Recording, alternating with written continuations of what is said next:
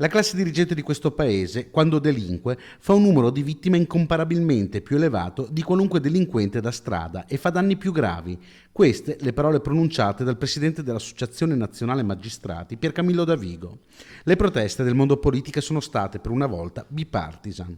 Nel Veneto, che con l'inchiesta Mose ha visto il più grande scandalo dopo Tangentopoli, costato 1 miliardo di euro ai contribuenti, abbiamo chiesto ai cittadini cosa ne pensano. È un'uscita fuori luogo da un magistrato. Già è fuori luogo il fatto che abbiano l'Associazione Nazionale Magistrata divisa per partiti, per conto mio.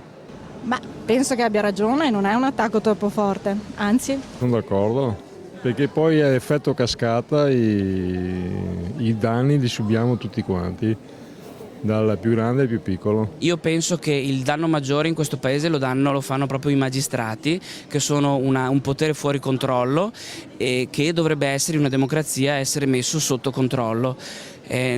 Questo è il vero problema democratico del paese. Che ha ragione, il politico che ruba è un esempio per tutti che si trasferisce poi sulle persone comuni, distrugge quello che è un credo di onestà della classe politica.